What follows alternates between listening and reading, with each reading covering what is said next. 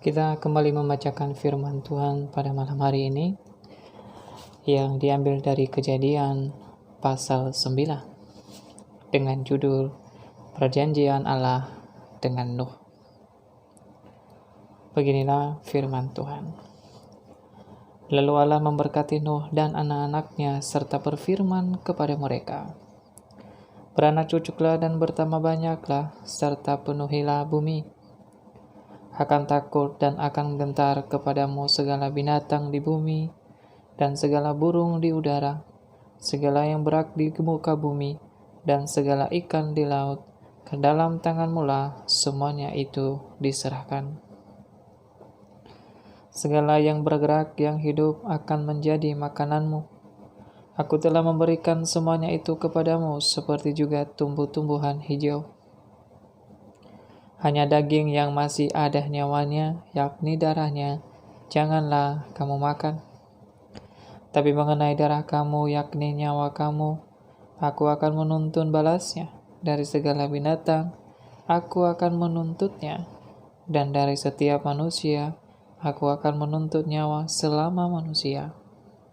Siapa yang menumpahkan darah manusia, darahnya akan tertumpah oleh manusia.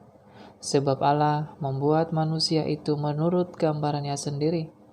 Dan kamu beranak cuculah dan bertambah banyak, sehingga tak terbilang jumlahmu di atas bumi. Ya, bertambah banyaklah di atasnya. Berfirmanlah Allah kepada Nuh dan kepada anak-anaknya yang bersama-sama dengan dia. Sesungguhnya, Aku mengadakan perjanjianku dengan kamu dan dengan keturunanmu, dan dengan segala makhluk hidup yang bersama-sama dengan kamu, burung-burung ternak dan binatang-binatang liar di bumi yang bersama-sama dengan kamu, segala yang keluar dari bahtera itu, segala binatang di bumi. Maka kuadakan perjanjianku dengan kamu, bahwa sejak ini tidak ada yang hidup yang akan dilenyapkan oleh air bah lagi, dan tidak akan ada lagi air bah untuk memusnahkan bumi. Dan Allah berfirman, inilah tanda perjanjianku yang kuadakan antara aku dan kamu, serta segala makhluk yang hidup, yang bersama-sama dengan kamu, turun-temurun untuk selama-lamanya. Busurku kutaruh di awan, supaya itu menjadi tanda perjanjianku antara aku dan bumi. Apabila kemudian aku datangkan awan di atas bumi dan busur ini tampak di awan, maka aku akan mengingatkan perjanjianku yang telah ada antara aku dan kamu, serta segala makhluk yang hidup, segala yang bernyawa, segala segenap air tidak lagi menjadi air bah untuk memusnahkan segala yang hidup. Jika busur itu ada di awan, maka aku akan melihatnya, sehingga aku mengingat perjanjianku yang kekal antara Allah dan segala makhluk yang hidup, segala makhluk yang ada di bumi. Berfirmanlah Allah kepada Nuh, inilah tanda perjanjian yang kuadakan antara aku dan segala makhluk yang ada di bumi.